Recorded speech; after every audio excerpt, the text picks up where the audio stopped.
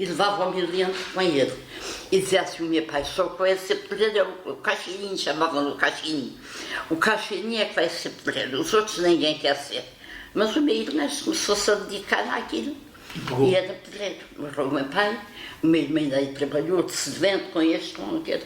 Até que depois havia aí um homem, que era o mestre Ângelo, pai do Luís Carteiro. E esse homem foi a trabalhar para Lisboa. E desafiou aí os pedreiros de cá, alguns queriam ir, e o meu irmão foi. Dos anos 60? Teve lá uns poucos anos. E estou a dizer, isto deve ter sido bem nos anos 60, quando eu aqui. Deve ter sido bem nos anos 60, 50. Talvez antes. À procura de melhor vida. O meu irmão ficou a trabalhar em Lisboa com ele. Mas depois os colegas de trabalho começaram a dizer agora, na Bélgica ganha-se muito bem, e nós somos pedreiros outros para lá. E foram. Depois escreveram ao meu irmão e disseram, Leal, vem-te embora, isto aqui é muito diferente daí, e vem. E o meu irmão falou, nós nunca soubemos. Só depois de estar na Bélgica é que escreveu a dizer que se encontrava na Bélgica, em Bruxelas. A gente ficou, não dizia nada. Se calhar foi só para não... Para a gente estar tirado da cabeça. Pois. Trouxe a caixa das ferramentas, passou por ela, e a gente na televisão nunca lá foi.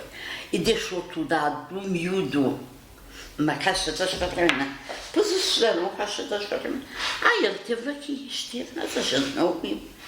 Ele apanhou uma caminhonete que ia para Lisboa. Pois é, onde ele trabalha. Mas então trouxe a ferramenta.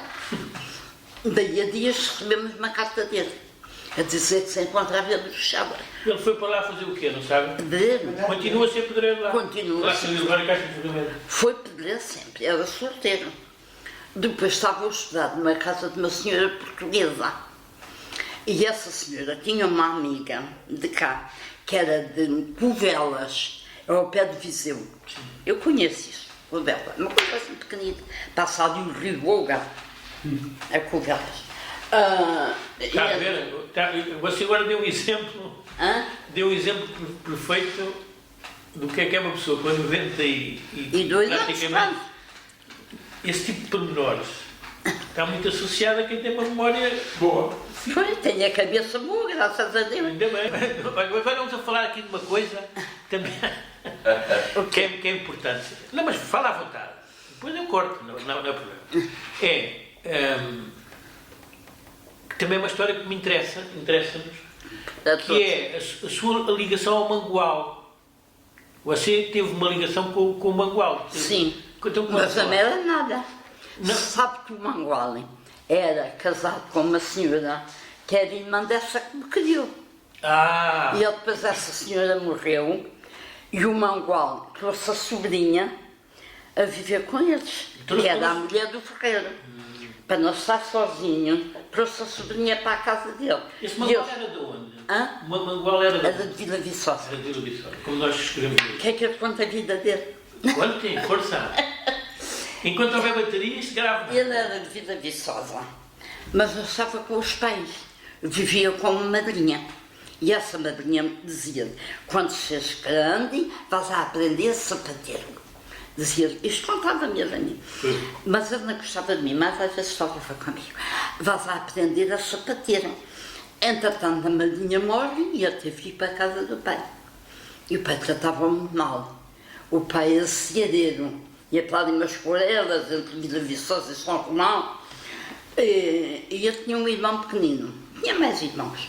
Mas havia um pequenino e a mãe ia todos os dias a levar o almoço ao marido, lá onde ele andava a trabalhar no campo. Era agricultor. E levava-o ele, que era crescidinho, mais crescido. E um dia iam lá levar o almoço ao pai dele e ele ouviu o sino. Oh mãe, eu contei-te isto. Oh mãe, estás a ouvir um sino? Estou, filho, então onde é? Olha, na aldeia da Torruja.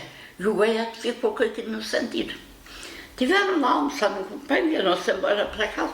No outro dia diz a mãe, vamos levar o almoço ao pai. Eu hoje não vou. Já com alguma fisgada? Já estava com alguma no sentido? Claro. A mãe abanou com o pequenino ao colo e o almoço ao João. Hoje na Baixa chamava-se João. João Batista Mangual, era o nome dele. a mãe, com o garoto do almoço, podia ter vindo lá para ele, marmita, o que era do almoço, e ele não quis ir. Assim que a mãe abandou, ele apanhou uma bolsa, meteu a roupinha dele na bolsa, pôs a bolsa às costas e pequenecido. Veio direito a bordo. Chegou a bordo e perguntou, passei para a aldeia da Torrugem, qual é o caminho? Porque foi com a ideia do sino. Pois. As pessoas aceitam esse caminho, é para a Torrugem. Aguentem. Não, coitadinho de cá, chegou com certeza chafado. Chegou cá e vinha com a ideia que a madrinha dizia que havia de ser sapateiro. E ele viu um homem e perguntou, está aqui não é sapateiro? Olha, isso.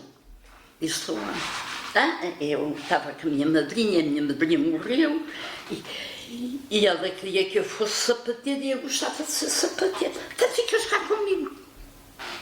Eu agora contou que tinha vindo fugido aos pais. Contou? Contou ao senhor que o acalhou. Ele está a saber o nome do homem, mas já não sei. Depois a mãe... Devia ser um destes sapateiros que a gente tem referenciado. A mãe meteu-se a caminho, chegou a bordo e perguntou, viram aqui passar um rapazinho com uma bolsa? Olha, passou aqui e perguntou o caminho para a Torrugem, nós ensinamos. A mãe, coitadinha, com o bebê ao colo, veio para a Torrugem a pé à mesma. Veio de Vila Viçosa para bordo e embora para a Torrugem. Chegou cá e perguntou, está aqui um rapazinho assim, disse um gato, disse o rapaz daquele tempo. Está para aqui um gato assim. Foi bebê que foi a perguntar, foi o homem que o calhou. E o homem disse, olha, esse garoto está comigo. Gostava de ser sapateiro e eu sou sapateiro. Trouxe-o para cá. Foi até com o filho e o gato disse que não ia mais para casa. Ficava cá, estava daquela família. E a mãe teve que abalar com o outro e ele ficou lá. Ao mesmo tempo, sabia que ele estava bem, era mesmo uma boa coisa. Já tinha falado com alguém que estava com ele. E escutava ele, e mesmo tinha escrito. Eu dei o diário dele ao Zé Escada. Eu aceito, eu chutei. Ele, para escrever um diário, era uma pessoa com algum estudo. Ou não? Ele tinha apenas um exame da 4ª classe, ou terceira, sei lá o que era naquele tempo. Como é que ele chegou depois àquela função que ele tinha de... Nem houve, nem há, que é na Torrugem, o que ele fez. Nem houve, nem há. O que aquele homem fez? Prendeu a sapateira. Sim. Morava naquelas casas onde é o Café de Patilhas, que era um dos lavadores do Freixo. Eles eram muito da igreja. E a mulher desse irmão lá também era muito da igreja. E elas encarregavam essa para estar lá, se os santos tinham o olho em cá e faziam. Isto contava-me a primeira fita, e os irmãos lá também. Depois, ele, já vimos aqui, ele depois... Você estava-me a dizer assim, não houve ninguém que tenha feito como ele fez. Aquele homem, depois, tinha o correio, tinha o registro civil, tinha a junta de freguesia, tinha o consultório médico lá em casa, onde é o meu quarto, era onde o médico dava consulta. Mas como é que ele emerge assim, como é que ele consegue esse protagonismo, essas funções? Conseguiu? Os conhecimentos, ou seja, conheceu-o. Punha os pés em ela, resolvia tudo. Era é verdade. Isso é autêntico. Vendia caixões, vendia flores para os funerais, vendia velas, vendia sapatos para as pessoas quando morriam, tinham sapatos. Sim. Não, ainda me lembro dos sapatos. É um sapato que parece que era um papelão. Pois para aquilo se desfazer depressa. E ele batia a cabeça em tudo.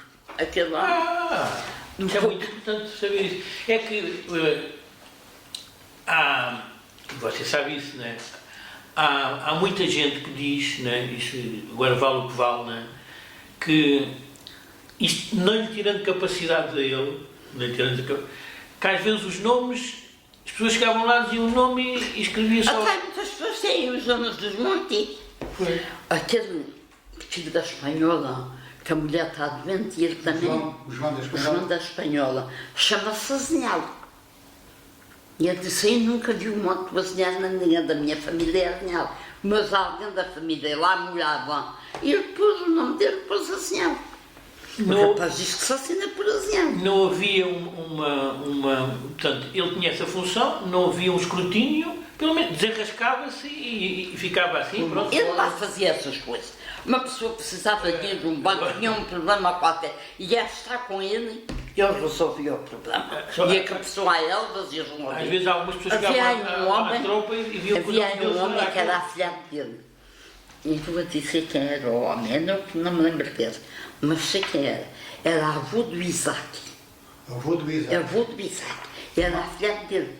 Não me lembro, eu lembro dele lá ir a casa. O homem trabalhava para ir para um monte das equipas, tudo, porque, não sei. Vinha cá, quando vinha à casa, ia lá a buscar os jornais que o homem sabia ler.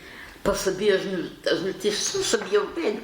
Quando vinha o jornal, era, mas eu guardava. Fica aí para quando o meu afilhado vier, se dar o jornal.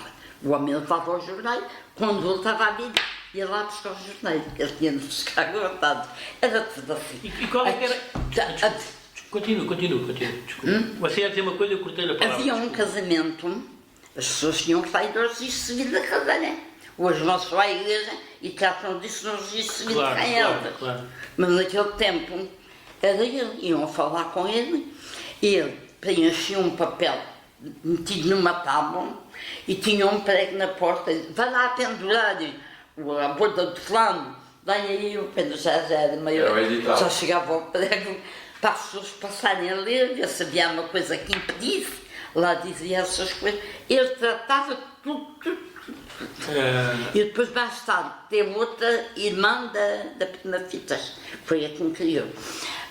Ela casou com o senhor que era de Borba, era ferreiro, pai dele, e vieram para cá para a Torrejão trabalhar. Depois casou com ela e eles já lá tinham outra irmã dela mais nova, que foi a que casou com o Espada, era a mãe do Zé Espada e da Ana Tiolinda. Diga-me só uma coisa, a sua relação com o Mangual foi de quê? De amizade? Ele estava em casa da sobrinha e ele estava em casa, a sobrinha estava em casa dele que morreu a mulher e eu fiz ali a ela e estava ali a viver com eles. Ok. Já te disse que comia onde me agradava e dormia às vezes. Fazia você bem. E também fui costureira, foi a minha vida toda a vida e tive sempre trabalho. As professoras iam lá todas. Diziam-me ela lá, tanto que eu gosto de ser trabalho. Ainda há dias eu encontrei uma, que foi professora da minha gênia, Ana Maria Castro. Há muito tempo que não havia. Olha, foi no São Mateus. Mas explique-me só uma coisa. Quando você era costureira, você aprendeu com quem? Com essa Maria Fitas. Ai, que Maria Fitas. Que era direto e primeira irmã do meu pai. A mãe dela era irmã do meu avô. Ah, sim, ela é quem ensinou. Ela é que me ensinou.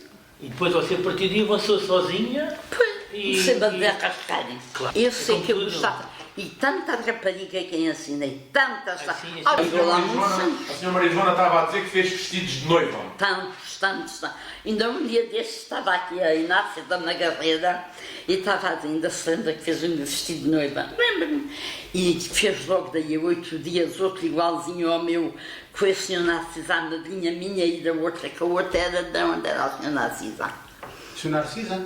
Acho que era de Vila Fernando. Vila Fernando. E então, depois a senhora Narcisa foi ser madrinha de uma prima e comprou os vestidos iguais para as duas e eu fiz os dois de ver. E eu depois estava a irmã dela, a Chica, e disse: tem do menos, se lembra? Não, mas também o meu filho. O do dia do casamento e o do segundo dia. Também foi você. Eu vi um para o casamento e eu fiz para aí 50 ou 60 vestidos de noiva. De noiva. Olha, foi o resto. Sabe o que é que eu estou a ver? É que ficámos aqui o resto do dia. Que a sua vida e que a sua... Continue assim. Ficávamos aqui o resto do dia. Não se acabava. As coisas tendem a desaparecer, mas enquanto se mantiverem é bom. Pois, oxalá que sim, senhor. Então, olha, muito obrigado. Morrer com outra com essa. Com essa alegria. Nada.